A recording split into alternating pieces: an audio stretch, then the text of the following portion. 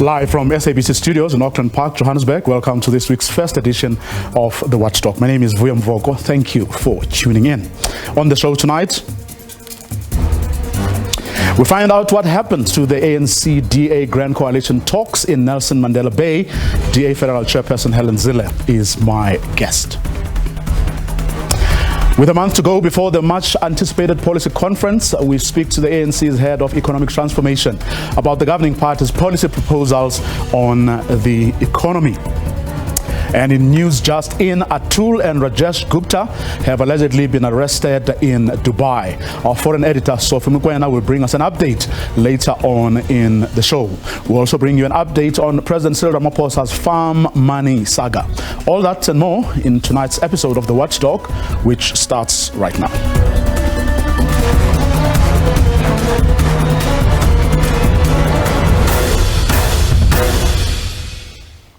Well, let's find out what happened to that ANC-DA Grand Coalition talks in Nelson Mandela Bay. We're joined by the DA's Federal Chairperson, Helen Zille. Helen, good evening. Thanks very much for your time.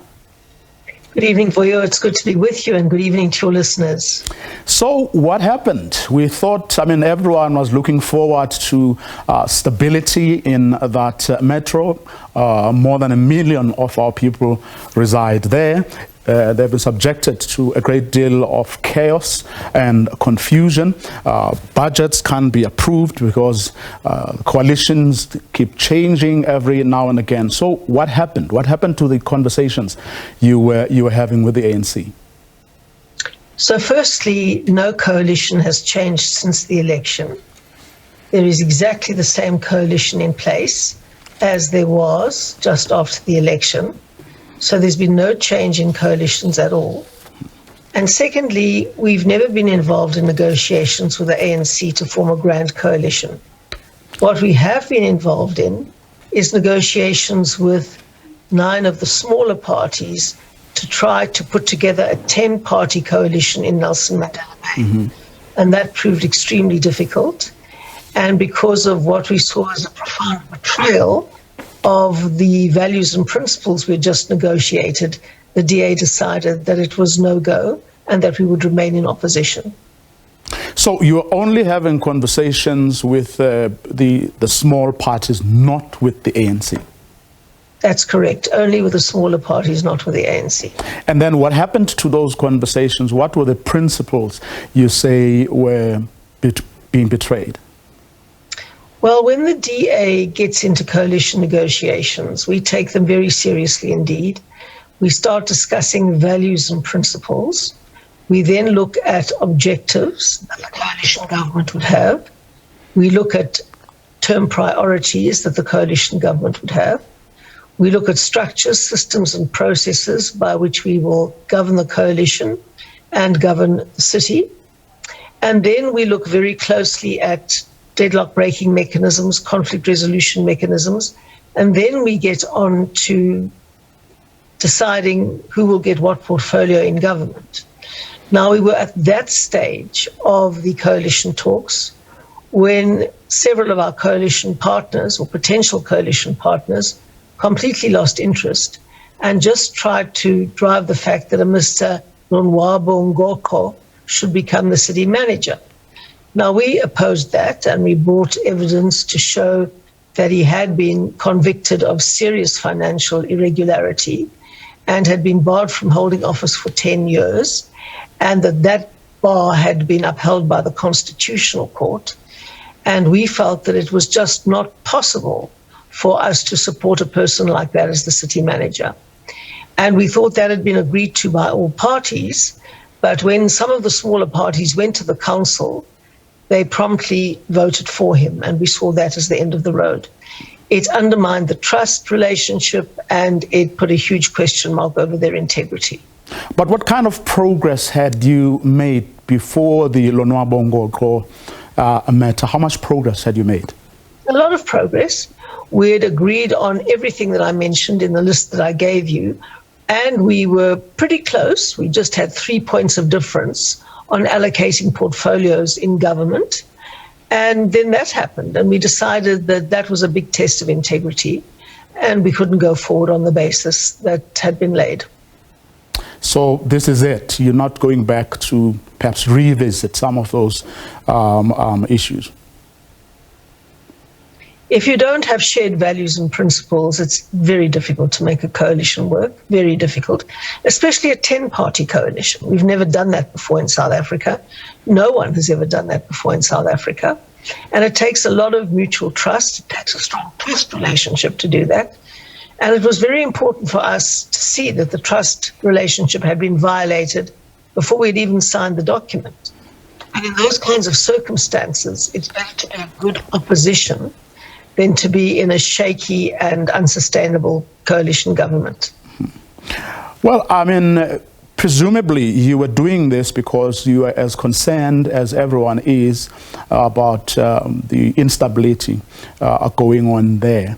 Are you then not going to perhaps relook your position in the interests of the people of that metro who are not getting any service delivery? Meetings aren't taking place, so it remains chaotic. Well, meetings are taking place, but only to vote compromised people into positions.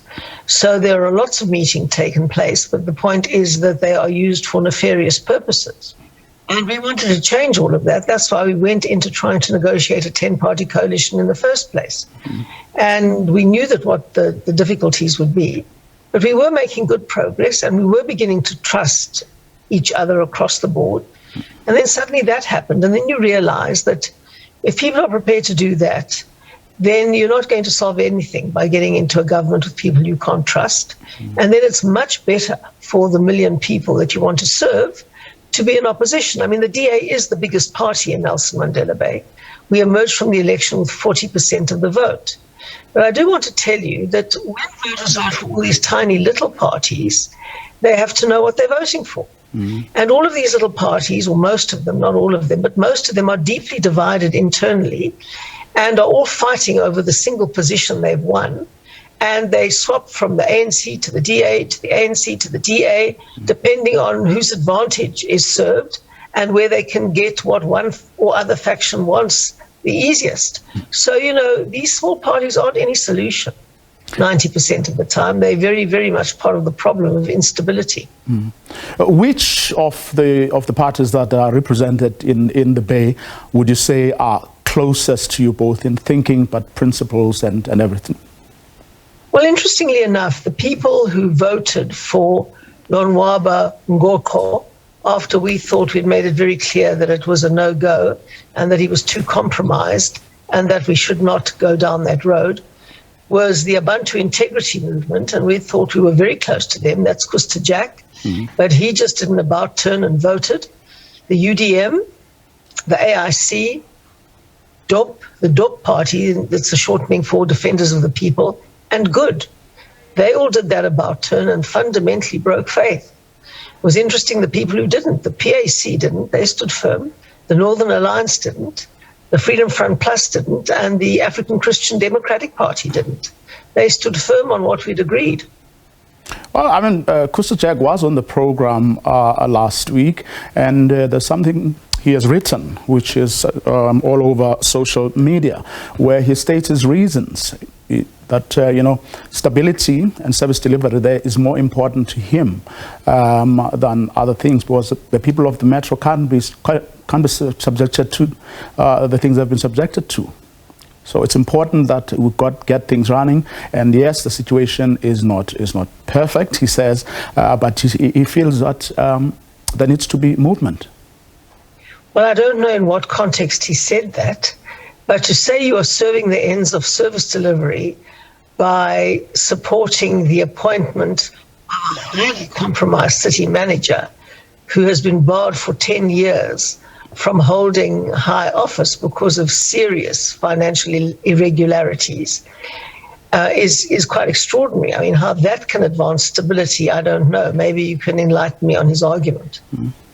You don't think that, I mean, for the sake of the people of that region, and to end, you know, what the instability, you say, is caused by, among other things, the fact that you have to enter into arrangements with these small parties that, from where you sit, don't know what you know they actually want. Is it not better then for you and the ANC to find one another and then bring an end to it? I mean, you can perhaps get other partners or parties to actually, you know, find a way of bringing the two of you together, because that would, I imagine, bring more stability than what is happening now with the small parties.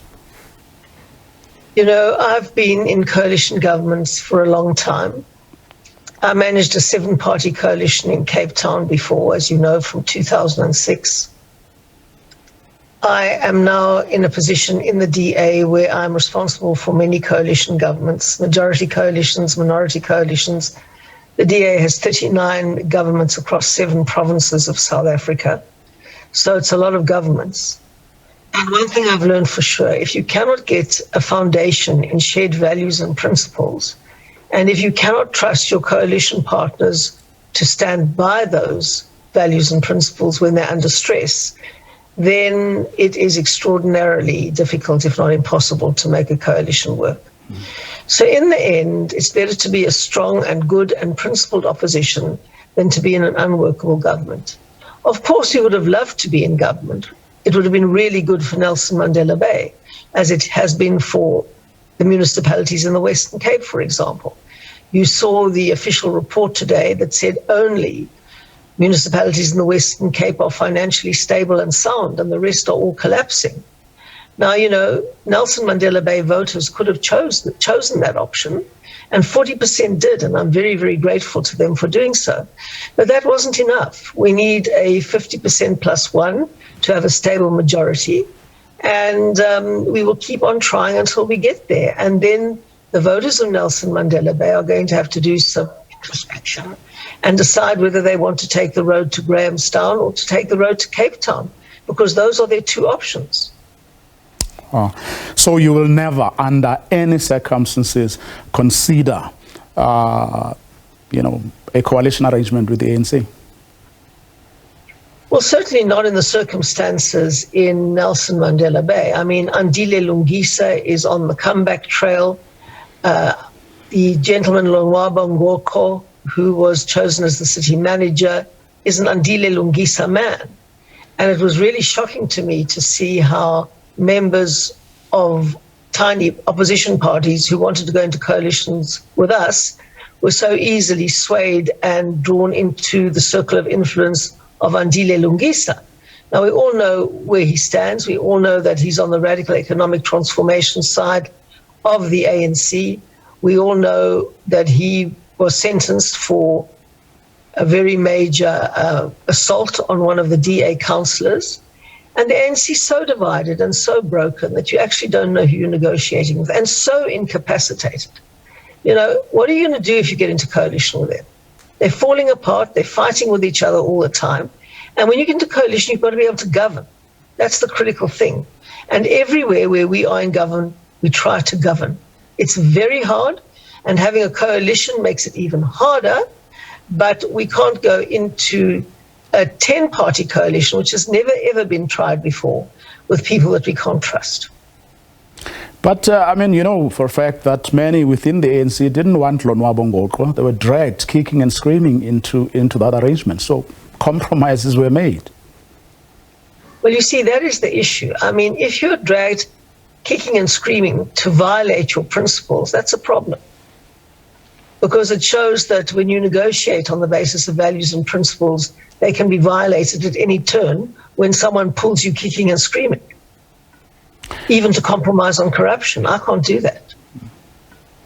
What do you think will bring a lasting solution to the problems we are seeing there in the Nelson Mandela Bay right now?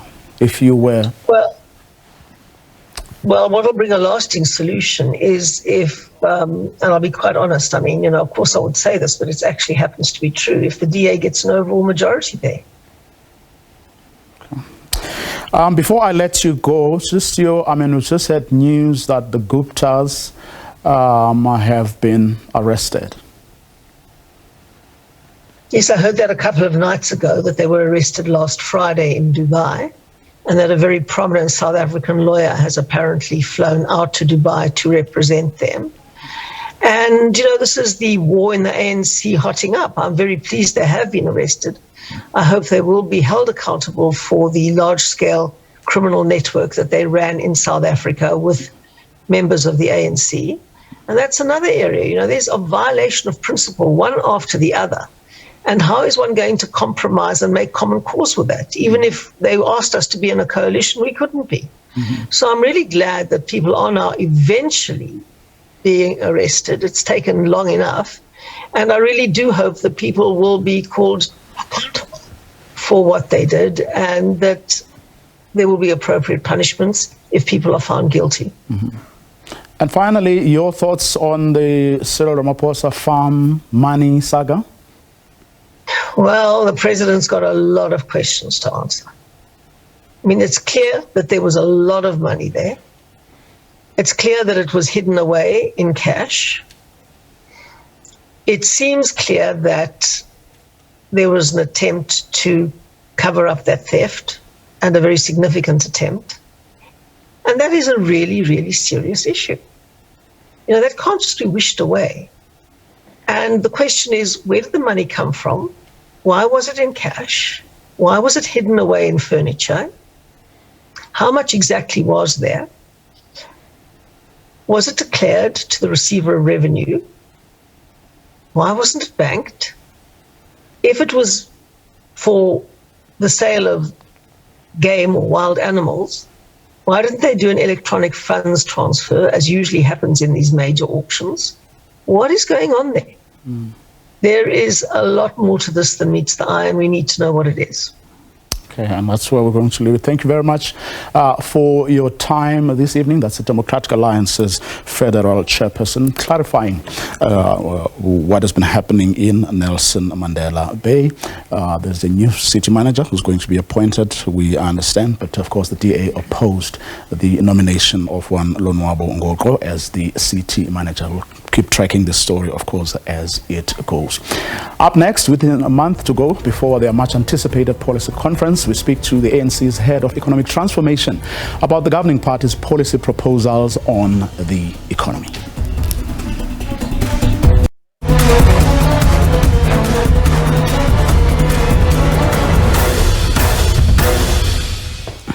State capture fugitives Atul and Rajesh Gupta have reportedly been arrested in Dubai.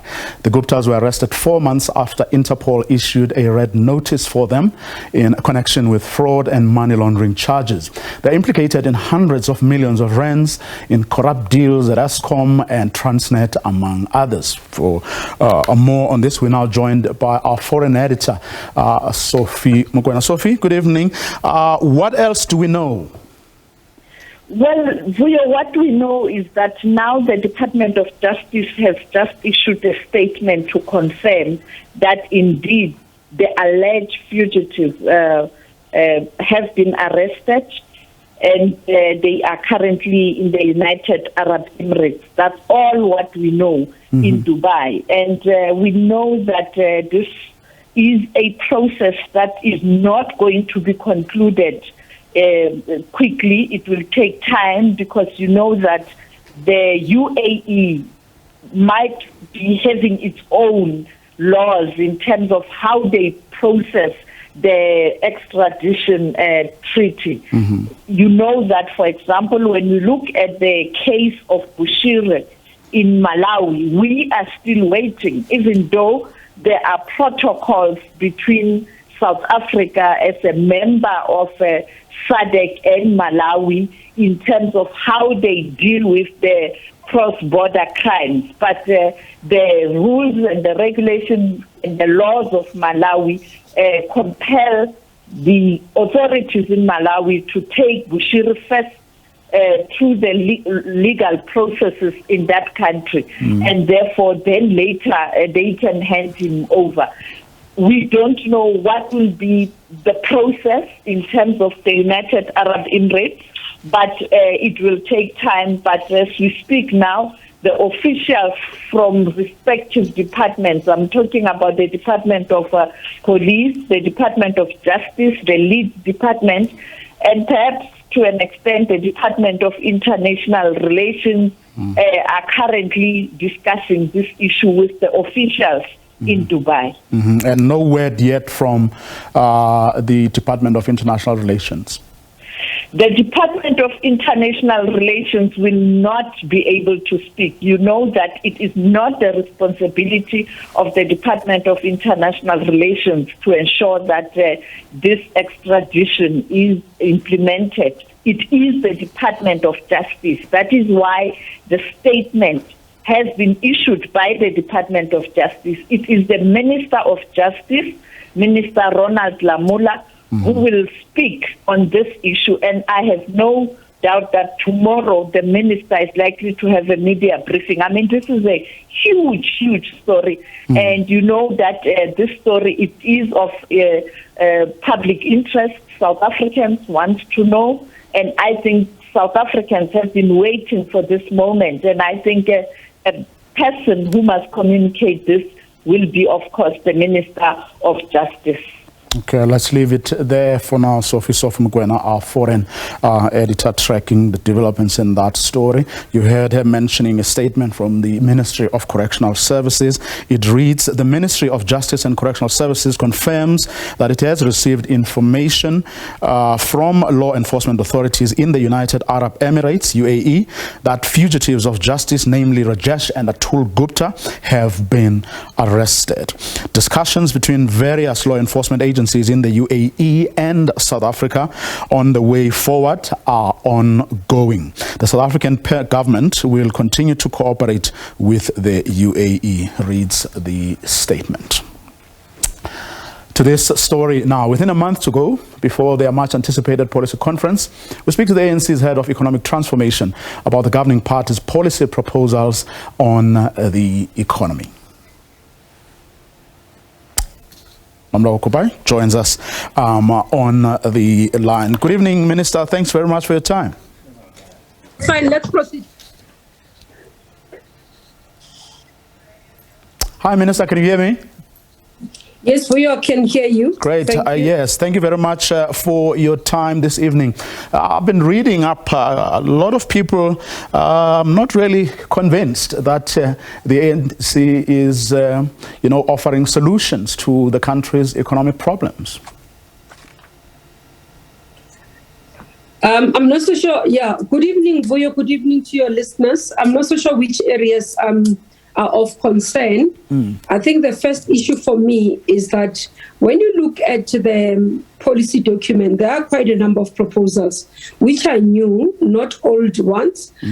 Also, there's a reflection of where we've been in the past years in terms of from our past conference to currently. So there is that concern that we do get people generally saying there could have been this, but there could have been more, but not specific. Which, because this is a policy document, it makes it difficult to understand what is it that South Africans are looking for, that they would, because it's a discussion document that we're looking for input. Let me make an example. If you look at the document itself, you'd see that there's quite a lot that we're making reference to in terms of digital economy. We also are reflecting on, as I say, sectors that we are actually able to speak to informal sector. We are able to make proposals in terms of small businesses, where we are also proposing the moving of macro from the small, and also the regulation around the macro lending. You'd understand, again, when you look at that, we are reflecting on energy to say there is a need for just transition. So there are quite a lot of proposals that we have there. What I've picked up, Vuyo, is that sometimes people say to us, no, we're not looking for a policy, but we want to know how. And remember, there's a separation between the state and the party. So the party will set broad policy framework, and the the government and employees in government then will determine the implementation and the nitty-gritties that needs to go with. But I mean, the party's positions obviously have to speak to the needs of the country. Let me ask this this way. When you went to Davos, for example, as a representing the government, what did you say to potential investors, that which presumably your policy positions speak to? How did you sell the country, which would be in line with what the ANC says in its policy documents?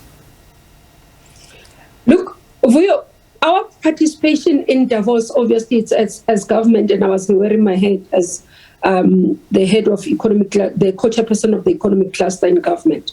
And first thing was to outline how we are dealing with the recovery of the country. You'd know that President in Parliament presented the Economic Reconstruction and Recovery Plan. In that plan, when he presented, there were 7 pillars in areas of what we needed to do. We also reflected on the structural reforms. So when I was in Davos, part of the issue was to report back. We're reporting back in terms of the commitment on the implementation of the ERRP, to say, firstly, in terms of the ERRP, we have been able to implement almost 60%. You'd have seen the report in terms of the implementation of the structural reform that we have released. So we have committed, and that's the report that we were giving.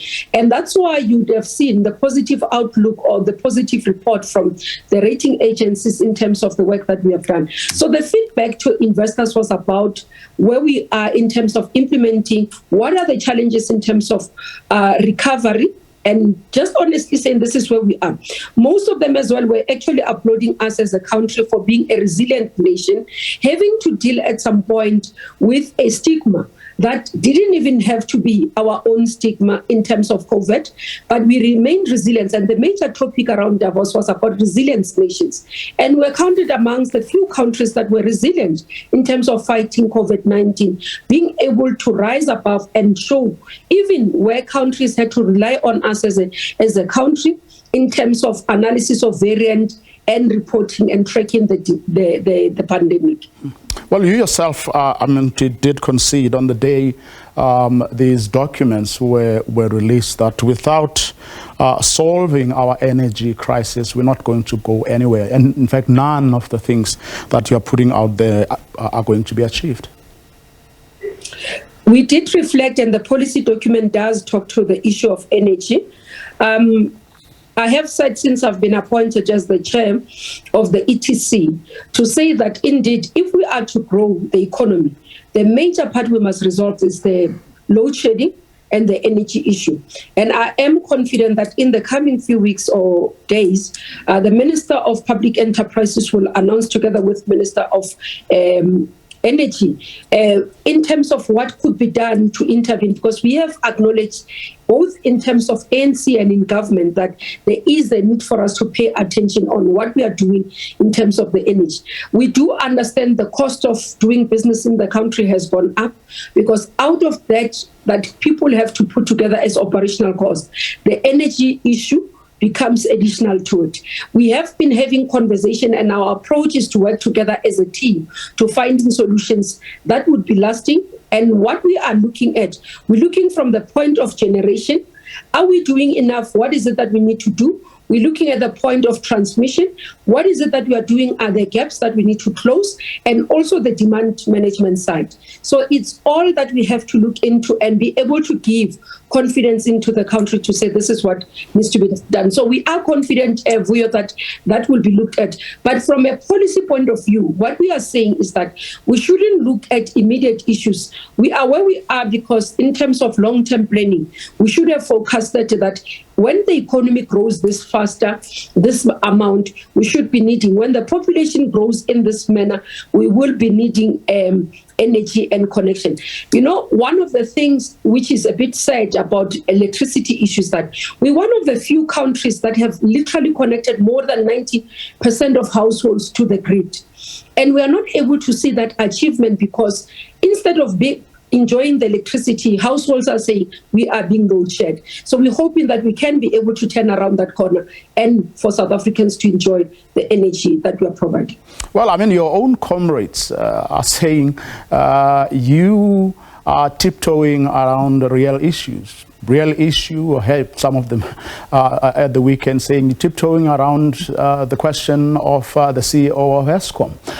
He needs to be fired because clearly he can't do what he's employed to do. And your own comrades feel that some of you in the executive are actually protecting the CEO of Eskom, who clearly doesn't know what he's doing from where they sit.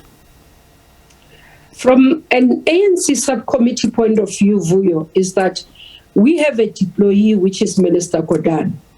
Our responsibilities around policy. And I always say, if as a party now or as a subcommittee, we start venturing into why this one is employed, why this one is not employed, I don't think we have all the information in front of us as a subcommittee to be able to deal with that. From a government point of view, I think the minister responsible will be able to say, this is what we are doing, whether the performance is not suitable, is not necessary meeting, he can deal with that. So I don't want to divert what our focus is, and because otherwise it will be stampede. We'll be talking over each other, all of us. Our responsibilities around policy. We want to see energy. Who does it? It's immaterial for us. Want to see the situation around load shedding stopping, coming to an end, and we would want to have a plan to say by this time we'll have load shedding coming to an end. We would want to see more plans around the future so that we don't end up where we are. How that is done, government must be able to explain to the NC and to the nation that this is what we are going to do by this time and all that. If your comrades stand up at for the policy conference next month and then say to all of you that no, you've got to deal with this. Here is a man who is a problem because he cannot keep the lights on, and that's what he's employed to do. What would be your answer? Vuyo, in terms of labor relations, we have laws in the country that governs an employee and employer relationship. So we should never, even at the highest and lightest provocation, find ourselves wanting to breach that, because otherwise we'll create a crisis. Now, the Minister of Energy feels very strongly that we have coal in abundance, so we need to be careful about how we deal with the just transition. Your thoughts? Our view in terms of the policy, we are saying we adhere on just transition. And we're saying the important thing is that we should not leave people behind. No one must be left behind. As, for example, when we come to the issues of decommissioning of plants, the important issue is to be able to say, when we decommission, how do we repurpose those plants so that the communities around those plants, whether it's power station and all that, are not left behind and are not left in the dark, are not left impoverished. We do understand as a country that coal is our natural resource, and that's why we're talking about a just transition. We should be able to look at various technologies. Remember, there should be a technology that can, if they can assist us to be able to utilize coal, but remove, actually, as the exhibit takes out a cleaner, reduces the emissions, it will be better for us. So we are not going to ignore our commitment that we have made in terms of the Paris Agreement, but we're also saying not to the detriment of the development. That's why it is a just transition that shouldn't be leaving anyone behind. Well, I mean, a reference was made last week to the need to collaborate with institutions of research and science. How much of that is really happening? From our side, as the subcommittee, I can say that it hasn't been much, and that's why with the policy paper now, discussions that we're having, we are calling more of academics to be part of our panels. We're also calling more of practitioners in various sectors to assist us. So when you look at the panel discussion we held last week, Thursday, we did have various stakeholders that participated. Some of them are not members of the NC who participated and engaged. We called on everyone that we do. And we'll continue to do that as we deal with the sectors. From a government point of view, you know that there is institutions that are research-based, such as CSIR, which are doing very well in terms of research, and we think that we could be, even from a party point of view, leverage out of that. There are institutions such as Mapungube that are doing quite a lot of work in terms of research and scenarios that we sometimes, as the NC, interact with, that are giving us, we are able to commission. So we've done research in other areas, for example, understanding the trends and all that. And I think with the policy, in terms of economic policy, we do need to do more in terms of that. But I mean, what I'm trying to get at, Mr. is to understand whether, because I mean, you will have had people saying, I mean, at that very session you had, I think it was on Thursday, you would have had Padile Hosha, for example, saying this was a wish list. Now, you then need to move beyond, you know, just giving us like a list of possibilities or things that you would want to have. For example, are you seriously engaging, you know, your networks, you know, your Vodacoms, your MTNs about Wi-Fi and generally the internet, you know? In other words, does it go beyond simply being something that's captured on a piece of paper? Do you actually have these conversations with industry leaders? The conversations do happen, for example, in terms of what you just made reference to, in terms of the mobile network operators in the country. Minister Nchabeni does, in a capacity as Minister of Digital Economy, digital communication, that she's been doing that. But from our side, one of the sessions that we'll be having is on digital economy, which will have sector players that participate, look at our document and be able to give us feedback. As I said, one of the things is that we are encouraging people to read. We are picking up quite a lot for you that people are making comments without reading. Somebody was saying there isn't a macro economic perspective on the paper. There is. So somebody was able to pick up that. So there are quite a number of areas where you could pick up from comments that people have not really read the document and they are making general statements. And it's unfortunate. So we want to encourage South African citizens to read and also make written submissions so that it can enrich this document, because it's not only what we are looking to solve problems of the ANC, but solve problems of this country. Let's talk specifically around a couple of areas, the Reserve Bank being one of them. You remember that there's a lot of rhetoric around the fact that you know, the Reserve Bank has private shareholders and so on. And again, from the statements you made last week, the ANC is concerned about this historical anomaly as it is put in the document. What exactly are you putting on the table? Look, the issue here, and that's why when we did the dialogue on Thursday, part of what I said is that there are lessons learned out of all the resolutions. And part of what we'll have to deal with as the ANC, how do we have resolutions and how do we craft them, especially resolutions that are market sensitive?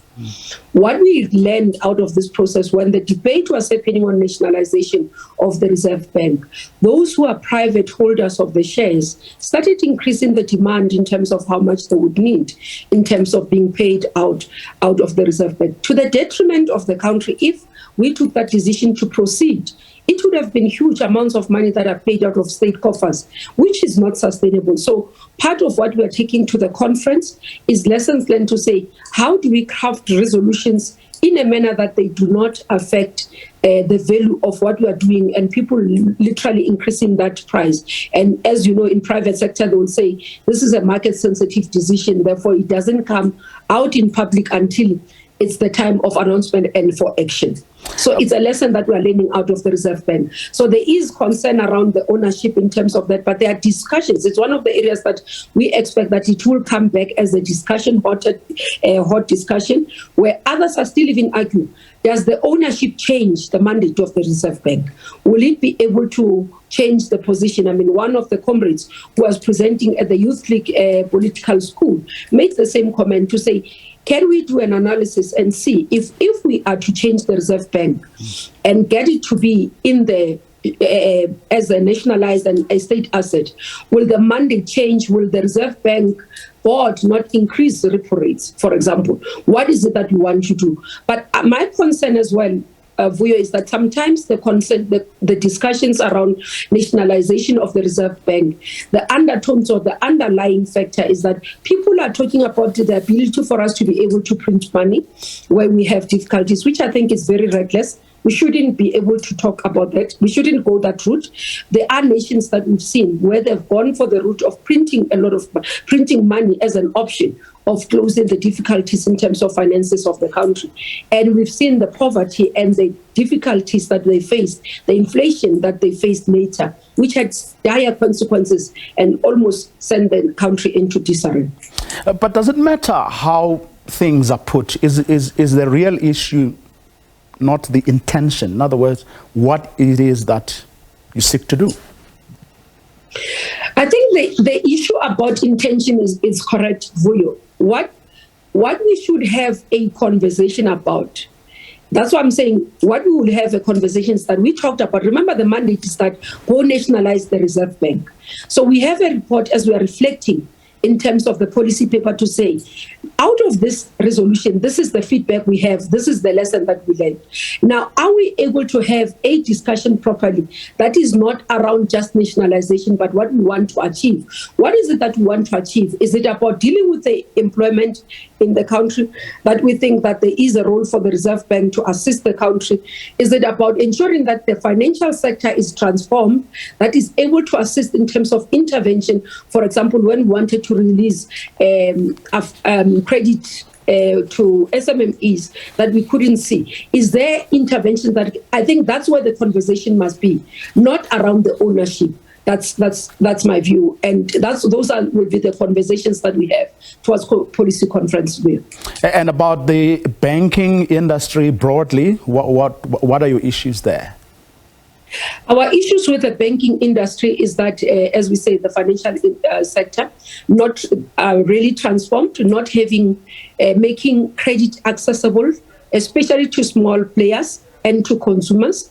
And one of the examples that we are citing here is that when government released the credit scheme during COVID, that was not being able to be taken because the conditions remained the same for those who wanted to lend.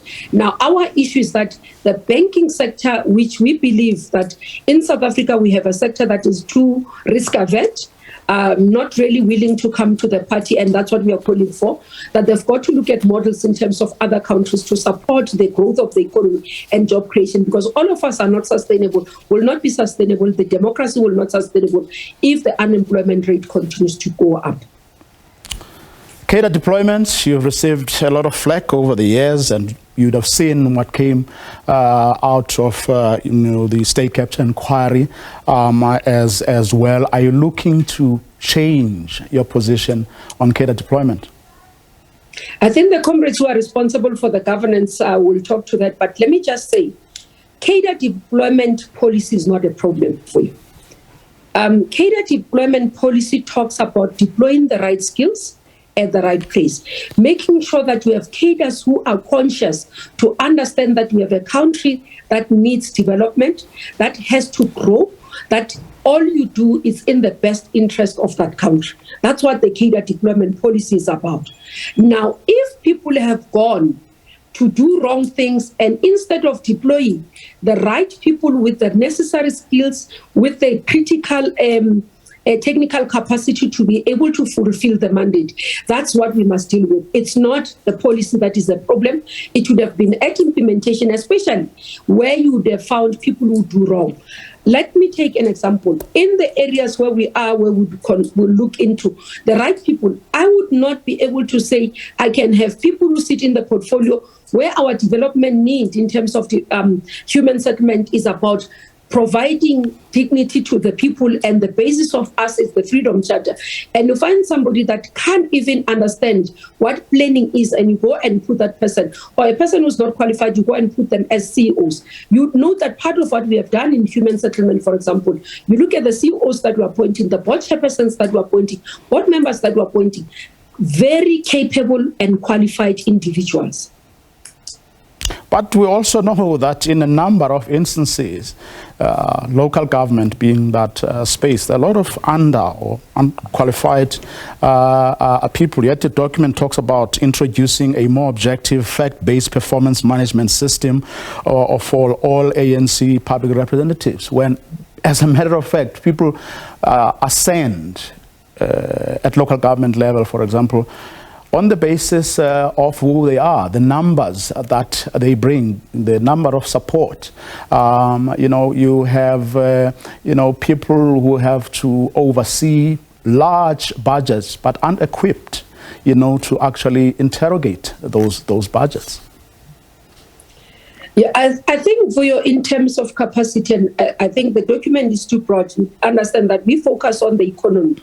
More specifically, so there will be a chairperson of the committee that focuses on local government section.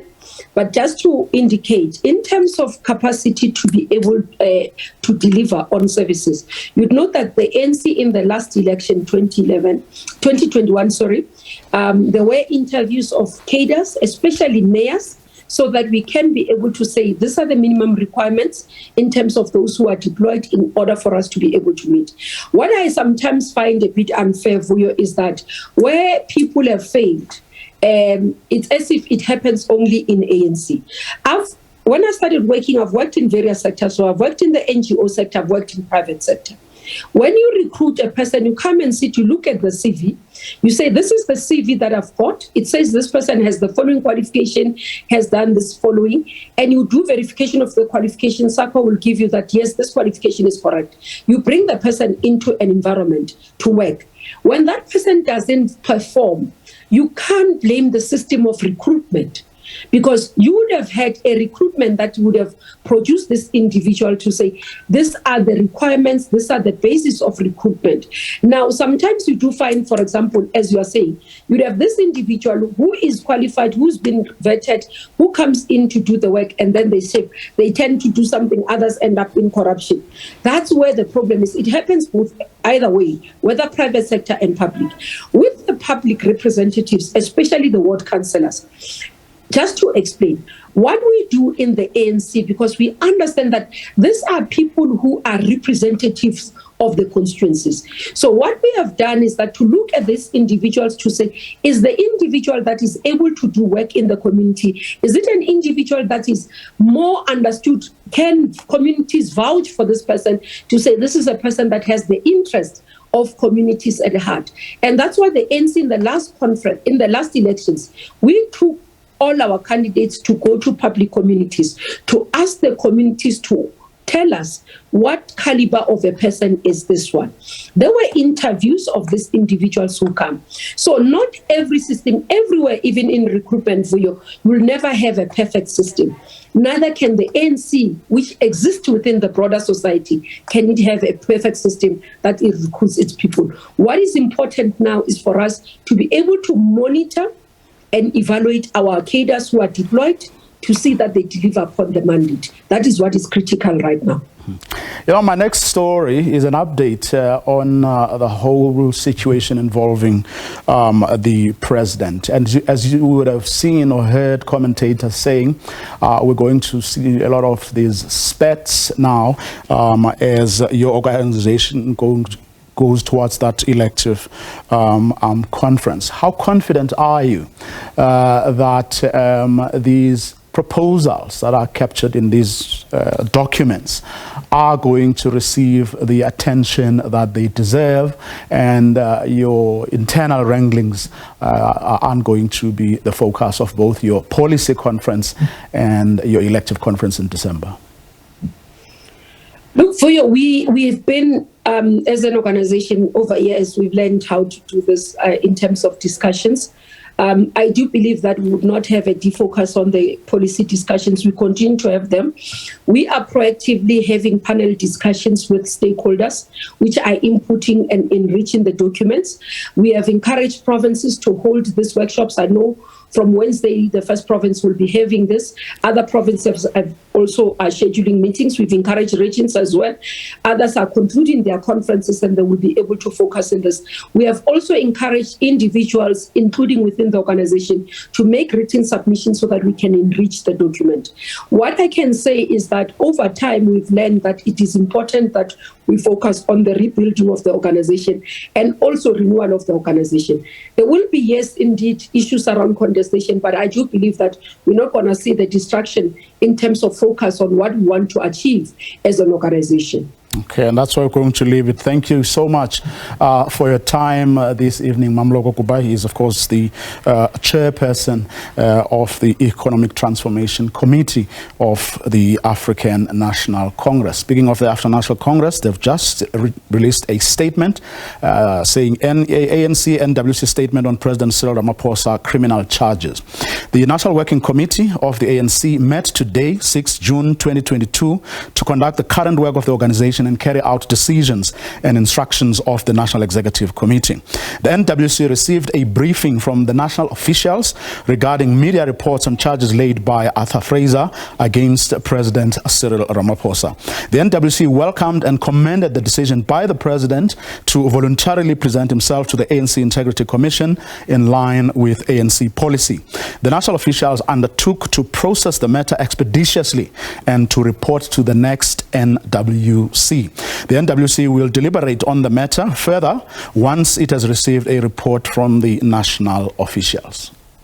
Still on that issue, UDM Linda Bandu Olomisa has called on President Cyril Ramaphosa to take a leave of absence until he clears his name. President is facing an investigation following allegations of kidnapping, bribery, and not reporting a burglary at his Palapala farm in Limpopo. More than $4 million were allegedly stolen 2 years ago. Last week, former spy boss Arthur Fraser opened a case against the president for failing to report the burglary. UDM leader Bantu Holomisa has called on President Cyril Ramaphosa to take special leave whilst the investigation into his conduct on the Palapala burglary investigation commences. The former spy boss Arthur Fraser accused Ramaphosa of torturing and bribing the thieves who stole millions of dollars at his farm. The UDM leader says retired constitutional judges must also chair the inquiry into the president's role. We think that the president should go on a sabbatical leave up until mid-August, because the role of the security forces, which is commander-in-chief, will have to be probed also in this saga.